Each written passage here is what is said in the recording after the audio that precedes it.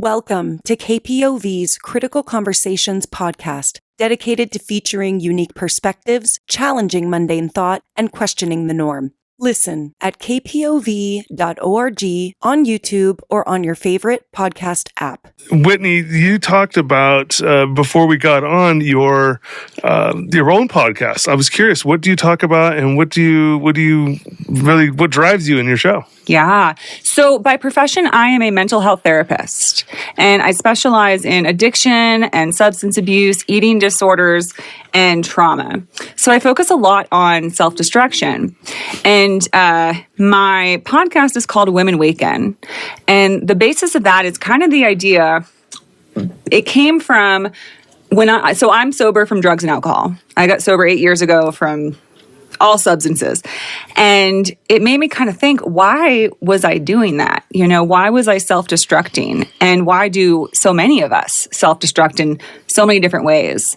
And when you kind of get down to the root of it, it's a lot of self-rejection that leads to it. And then there's certain things that cause us to reject ourselves. So of course, this is, a lot of what therapy is made up of, but there's also a more spiritual component, which I'm really into, the spiritual focus and work. That's a big part of who I am and what I focus on. And so the idea of Women Waken is that what a lot of us experience is a big imbalance between the external and the internal. So if you think of feminine qualities, which to say is that it's not like men and women, it's just energies, right? Sure, absolutely. So like the feminine energy and the masculine energy. So when I think of masculine energy, it's what is it's like creation, innovation, production, growth, which are all great things. It's what we're here to do in this world, is what can we create? We are creators. But the feminine energy is that which honors life and sort of like the root system. If you think of both energies as a tree, the feminine is like the roots that make sure that life is healthy and honored and strong and well-rooted. And then the masculine is the growth, what it can be. But our world is pretty focused on the outgrowth rather than the roots, right? So when I speak to Women Waken, it's talking about how can we honor who we are unconditionally, right? Because back to what we tend to do is we tend to think I am how much money I make, how much success I have, how much approval I get, how attractive I am, how desirable I am, how impressive I am, all external things. All of it, yep. Right? Mm-hmm. And it makes life really challenging because you're only as good as your latest achievement, perception, acceptance. You know what I'm saying? Oh, absolutely. Yeah, no, I agree with all that. And it's interesting. When I went to Peru, this is about this time last year, and I worked with shamans, but I had some really interesting dovetails of experience when I worked with Vajrayana Buddhists who talk about how the womb and the earth connection, the feminine energy of the Amazon forest, which is really our oxygen, is our lifeblood, right, of what breathes life into this. And it's, of course, very metaphorical, but once you're there, you really do have a sense of like how this is such a bed of life and all the diverse plants and species and bacteria and even knowledge and in history. But then on the other side of the globe, the Himalayas, the big mountains are this masculine energy that rise up into the sky, and it's so intense and vivid and you can see it. But I do understand now the importance of this grounding, which was something that I found that I wasn't expecting when I went to the jungle and worked with people there, is this rooting, this grounding, this earth-based, where you really connect, which they call the Pachamama, which is the essence and the spirits of the earth. And so I'm really glad you brought that up, because it is so important to understand the balance. And what we don't see sometimes is probably the areas of what we need to work internally and look inward and focus on, what our thoughts are or what's serving us, right? And not just always be out there, because that's unfortunate in our society. We are so drawn by our judgments or what we're worried about of what we have accomplished, haven't accomplished, and that really is only a small part of it. And I think and finding that balance, then you can get past out there and work and start to focus on what's in. Yes, absolutely. And that is such a key point that I think we need to begin to move towards. And we are. My thought is that this time right now is a pivotal time in Earth's history, in the species in the history of the human species, because we developed from organisms into amphibians into humans who were not very self-conscious. At first, we were just looking outward and thinking, how do I stay alive? Different challenges presented them, we dealt with them. But we've evolved quite a bit, and now we're self-conscious. So we're aware of who we are and that what we do has consequences. But we haven't learned how to honor that relationship, which is we live and other things live outside of us. It's not just all about us. And so that understanding that we have to be mindful of the reciprocal nature, the symbiotic nature of life.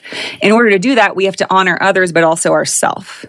Because if we don't honor ourselves, then we are not a healthy organism. Because you can't just give or just receive, right? You have to do both. And if you're not well with yourself, you're going to be just trying to get, or you might be just trying to give because you don't see your value.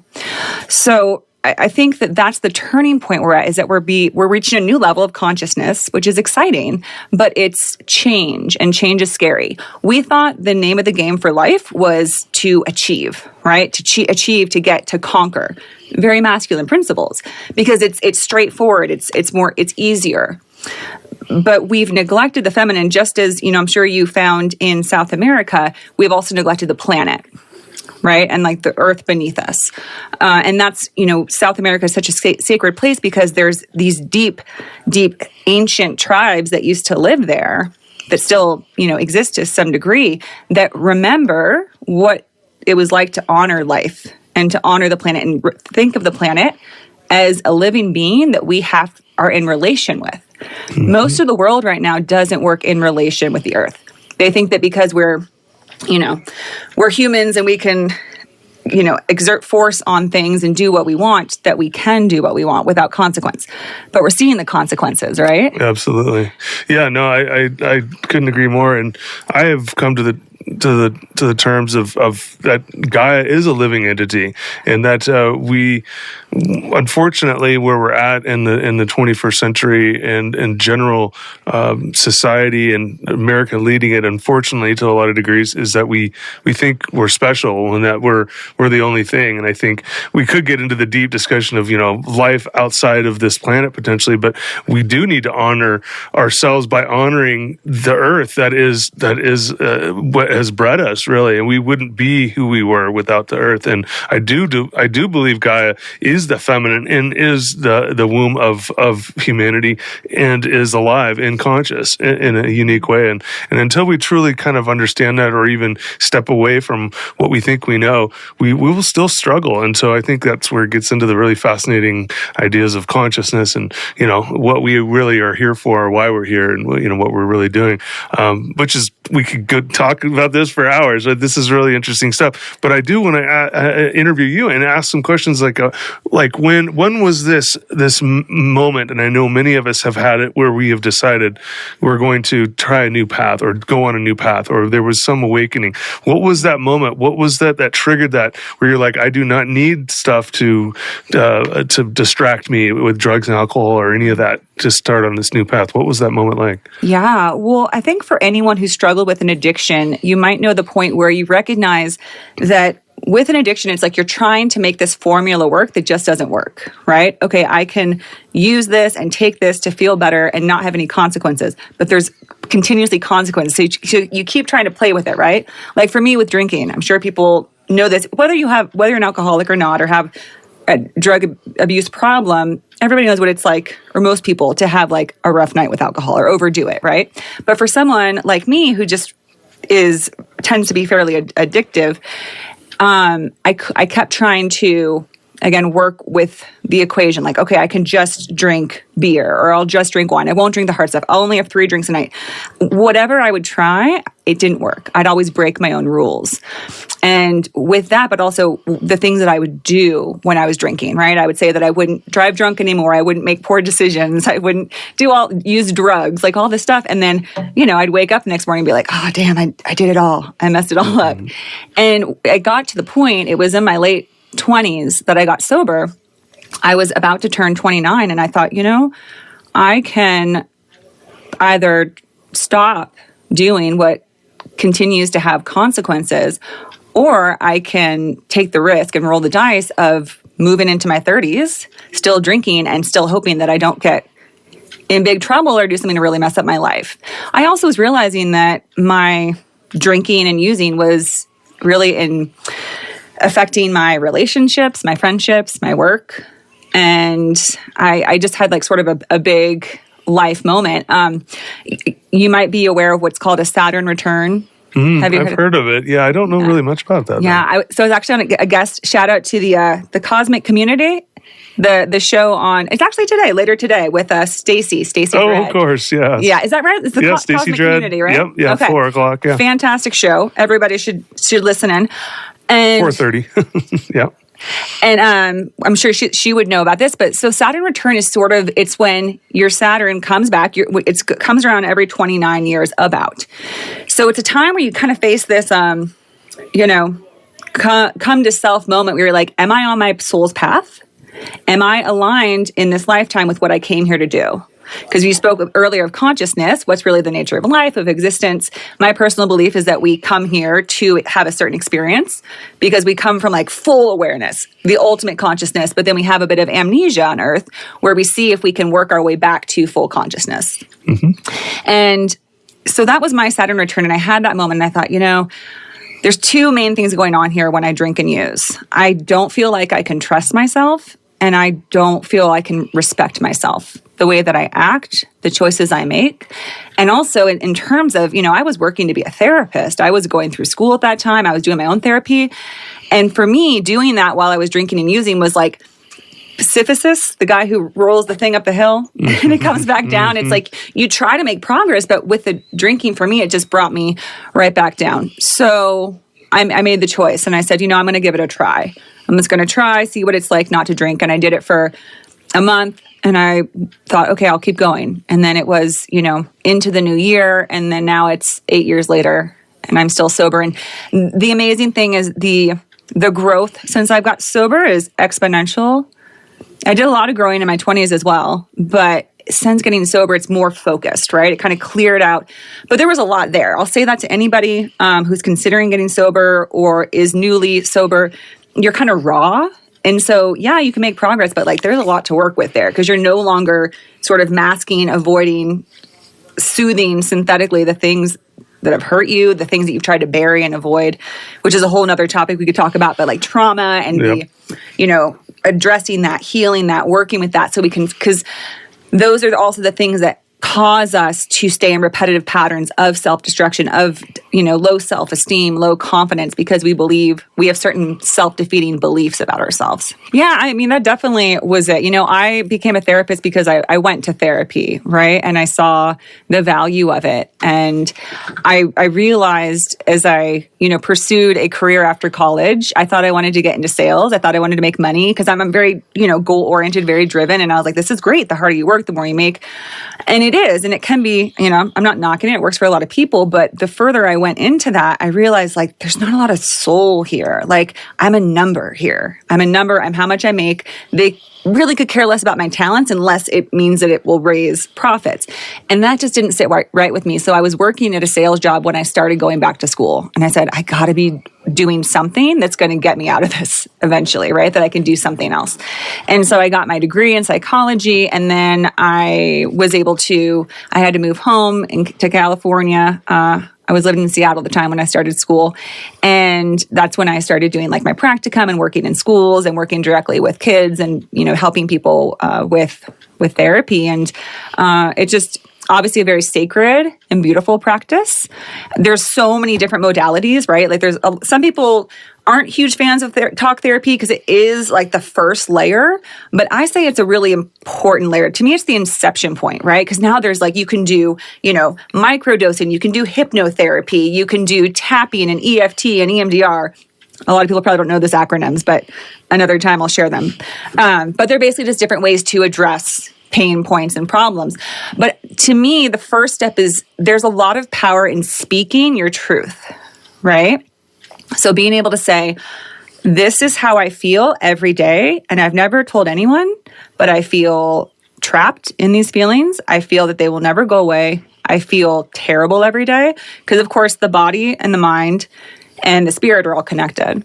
So if you have this deep held belief or deep held fear from a trauma, from something in your life that you've never spoken to, it stays in there and kind of festers, and it will manifest physically because there's a connection, right? If you're not flowing through your emotions, your body's going to be kind of constricted as well. And constriction is never really something we want in any regard, right? Constriction is kind of holding back and keeping something from being expressed fully.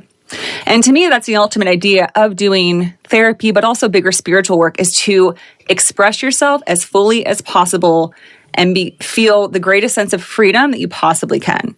And that's a reason why I started therapy myself, is I felt imprisoned by the beliefs I had about myself that were so self-defeating. I felt so much less than everybody else. And I was at the point where I didn't want to be here anymore. So I had to do something. And that was another reason you asked why I got sober. That was it, because I was freaked out, because I was having thoughts of harming myself. And, that's no way to live. And that's another thing about Women Waken is the feminine is that which knows that you are inherently lovable, that you are inherently perfect just as you are, that you don't have to do anything. You don't have to look a certain way. You don't have to achieve anything. You can just show up and you baseline just as you are, inherently lovable, wonderful, perfect. And, people hear that and they're like, oh gosh, that's what people say when they're just trying, it's woo-woo and too flaky, but it's just the truth. And because we don't live that way, we grind and, kill ourselves trying to prove that we are worthy and that we are lovable. And why spend all our energy in this life trying to prove something that has been true the whole time? Oh, absolutely. Yeah. And I think we are, as a culture, starting to realize, and maybe the pandemic, there's some many silver linings, or at least like some surprises, but I think a few of them we need to look within, right? And we need to self-heal, and we need to appreciate ourselves and honor ourselves. And I definitely have been down that road, and I've had my own awakening and my moment of like, this stuff's not serving me anymore. Come to find out, the drugs and alcohol was just numbing myself out from dealing with past traumas or dealing with my self-image or my own problems. But now that I'm sober and facing it, that's actually allowed me to grow so much more naturally and to discover. So I think it's really important that we give ourselves chances. And I just did a 3.5 day fast. I needed to reset myself. And sometimes, they come in all different forms, but sometimes it's your thoughts, and it can lead to dis-ease, which is disease. And your dis-ease is when you're stuck or you're constricted or you're limiting yourself. And sometimes you have to just let go and put down the bottle, put down the tobacco, put down the negative thoughts or the hate, and I think it is so important. And that's, I think, one of the reasons why we do these shows is to help just enlighten people, or to bring upon, new ways of thinking and to heal, because there was a lot of healing. We all can agree. That's one of course, number of things, but I think we can all agree in our society in today's day, we have a lot of work to do, whether it's healing or coming together or ending violence or fear. I mean, there's so many topics, but I think if we were to all really take the time to have that critical conversation on how to heal and how to work through the challenges we all have, we might be in a better place. But I think there's a number of things that could also catapult some better healing. And that's probably a whole nother show, but hopefully you can come on again. We can talk about all this cool stuff. Yes, so I would like to shout out in any ways people can get in touch with you. Please tell me about your podcast. How can people listen? How can people get in touch with you? Yes, thank you so much, Adam. So you can find me at womenwaken.com. That's the website for my practice, and also kind of shares my mission and vision for this concept of Women Waken. You can find my podcast on Apple Podcast, on Spotify, anywhere that podcast exists. And I also have a YouTube channel, which is at Women Waken on YouTube, which I have videos of all my podcasts on there. I do solo episodes. I do guest episodes. I'm also a tarot reader. So I have a few tarot readings on there. I do a solo episode every Monday that includes a tarot reading for the week. You can check that out. And you can also just email me at whitney@womenwaken.com if you're interested in working together, or just if any of the topics addressed today pique your interest or something you want to learn more about, or if you need any resources for any of these things, because we did hit on, some pretty heavy things like addiction and recovery and, depression and all of that. So yeah. And I think this is the power of the medium of radio and podcast and the importance of communication, because just as you said, we all go through this and you never know whose ears these words might land on, that they can say, wow, I didn't know I needed to heal, but what they were saying sounds a little familiar. Thank you for listening to KPOV's Critical Conversations podcast. To hear weekly interviews on important topics, please visit kpov.org/critical conversations and follow KPOV High Desert Community Radio on Facebook, YouTube, and your favorite podcast app.